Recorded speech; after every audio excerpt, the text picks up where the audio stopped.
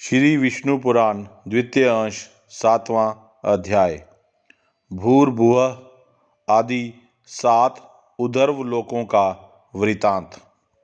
श्री मैत्रेय जी बोले, ब्रह्मन, आपने मुझसे समस्त भूमंडल का वर्णन किया।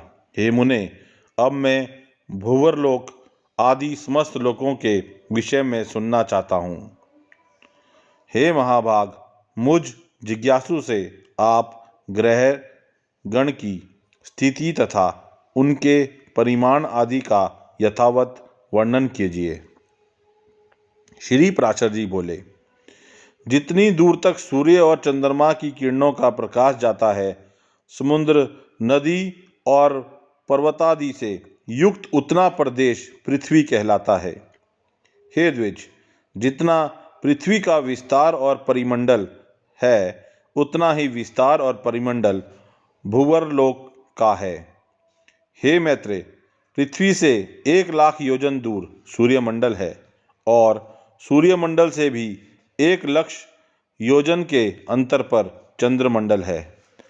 चंद्रमा से पूरे 100,000 योजन ऊपर संपूर्ण नक्षत्र मंडल प्रकाशित हो रहा है। हे ब्राह्मण, नक्षत्र मंडल से 2,00,000 योजन ऊपर बुध और बुध से भी 1,00,000 योजन ऊपर शुक्र स्थित हैं।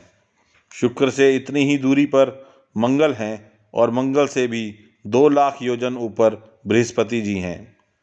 हे द्विजोत्तम, बृहस्पति जी से 2,00,000 योजन ऊपर शनि हैं और शनि से 1,00,000 योजन के अंतर पर सप्तऋषि मंडल हैं तथा सप्तऋषियों से भी 100,000 योजन ऊपर समस्त ज्योतिष चक्र की नाभि रूप ध्रुव मंडल स्थित है। हे महामुने, मैंने तुमसे यह त्रिलोकी की उच्चता के विषय में वर्णन किया। यह त्रिलोकी यज्ञ फल की भोग भूमि है और यज्ञानुष्ठान की स्थिति इस भारत में ही है। ध्रुव से 1 करोड़ योजन ऊपर महरलोक है, जहाँ कल्पांत पर्यतन रहने वाले भृगु आदि सिद्धगण रहते हैं। हे मैत्रेय, उससे भी 2 करोड़ योजन ऊपर जनलोक है, जिसमें ब्रह्मा जी के प्रख्यात पुत्र निर्मलचित सनकादि रहते हैं। जनलोक से चौगुना अर्थात 8 करोड़ योजन ऊपर तपलोक है। वहाँ वैराज नामक देवगणों का निवास है, जिनका कभी दाह नहीं होता। तपलोक से 6 गुना अर्थात 12 करोड़ योजन के अंतर पर सत्यलोक सुशोभित है, जो ब्रह्मलोक भी कहलाता है और जिसमें फिर ना मरने वाले अमरगण निवास करते हैं। जो भी पार्थिव वस्तु चरण संचार के योग्य है, वह भूरलोक की है। उसका विस्तार मैं कह चुका। हे मुनिश्रेष्ठ, पृथ्वी और सूर्य के मध्य में जो सिद्धगण और मुनिगण सेवित स्थान है, वही दूसरा भूर्वलोक है। सूर्य और ध्रुव के बीच में जो 14,00,000 योजन का अंतर है, उसी को लोक स्थिति का विचार करने वाले ने सर्वलोक कहा है।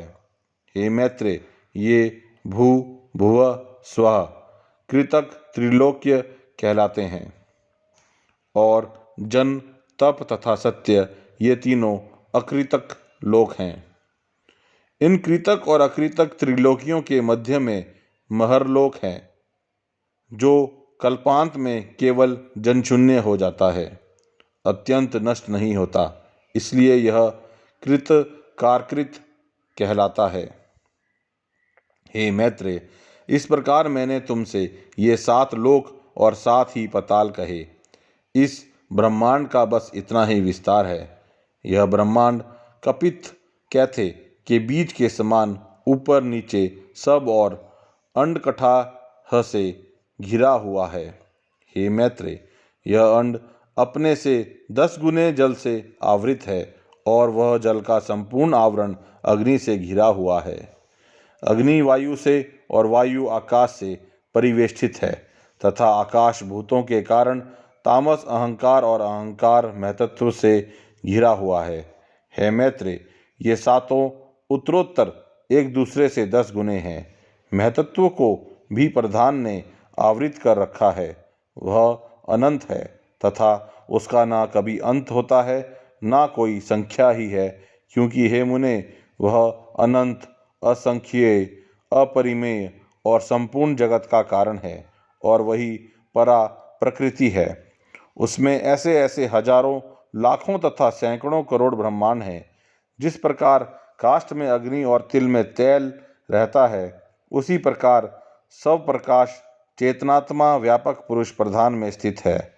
हे महाबुद्धे, ये संश्रयशील आपस में मिले हुए प्रधान और पुरुष भी समस्त भूतों की स्वरूप भूता विष्णु शक्ति से आवृत हैं। हे महामते, वह विष्णु शक्ति ही प्रलय के समय उनके पार्थक्य और स्थिति के समय उनके सम्मिलन की हेतु है, तथा सर्गारंभ के समय वही उनके शोभ की कारण है। जिस प्रकार जल के संसर्ग से वायु सैकड़ों जल कणों को धारण करता है, उसी प्रकार भी भगवान विष्णु की शक्ति भी प्रधान पुरुषमय जगत को धारण करती है। हे मुने, जिस प्रकार आदि बीज से ही मूल, स्कंद और शाखा आदि के सहित वृक्ष उत्पन्न होता है, और तदनंतर उससे और भी बीज उत्पन्न होते हैं, तथा उन बीजों से अन्यान्य वृक्ष उत्पन्न होते हैं, और वे भी उन्हीं लक्षण, द्रव्य और कारणों से युक्त होते हैं, उसी प्रकार पहले अव्याकृत प्रधान से महत्त्व से लेकर पंचभूत पर्यंत संपूर्ण विकार उत्पन्न होते हैं, तथा उनसे देव, असुर आदि का जन्म होता है, और फिर उनके पुत्र तथा उन पुत्रों के अन्य पुत्र होते हैं। अपने बीज से अन्य वृक्ष के उत्पन्न होने से जिस प्रकार पूर्व वृक्ष की कोई क्षति नहीं होती, उसी प्रकार अन्य प्राणियों के उत्पन्न होने से उनके जन्मदाता प्राणियों का ह्रास नहीं होता। जिस प्रकार आकाश और काल आदि सनिधि मात्र से ही वृक्ष के कारण होते हैं, उसी प्रकार भगवान श्री हरि भी बिना परिणाम के ही विश्व के कारण हैं। हे मुनिस्तम, जिस प्रकार धान के बीज में मूल, नाल, पत्ते, अंकुर, तना, कोश, पुष्प, शीर, तंडुल, तुष और कण सभी रहते हैं, तथा अंकुरोत्पत्ति के हेतुभूत भूमि एवं जल आदि सामग्री के प्राप्त होने पर वे प्रकट हो जाते हैं, उसी प्रकार अपने अनेक पूर्व कर्मों में स्थित देवता आदि विष्णु शक्ति का आश्रय पाने पर आविर्भूत हो जाते हैं, जिससे यह संपूर्ण जगत उत्पन्न हुआ है, जो स्वयं जगत रूप से स्थित है। जिसमें यह स्थित हैं, वह ब्रह्मा ही उन विष्णु का परमधान पर स्वरूप है। वह पद सत और असत दोनों से विलक्षण है, तथा उससे अभिन्न हुआ ही यह संपूर्ण चराचर जगत उससे उत्पन्न हुआ है। वही अव्यक्त मूल प्रकृति हैं, वही व्यक्त स्वरूप संसार हैं। उसी में यह संपूर्ण जगत लीन होता है, तथा उसी के आश्रय स्थित हैं। यज्ञादि क्रियाओं का कर्ता वही है, यज्ञ रूप से उसी का यजन किया जाता है, और उन यज्ञादि का फलस्वरूप भी वही है, तथा यज्ञ के साधन रूप जो सुवरा आदि हैं, वे सब भी हरि से अतिरिक्त और कुछ नहीं है। ये था श्री विष्णु पुराण द्वितीय अंश का 7वां अध्याय।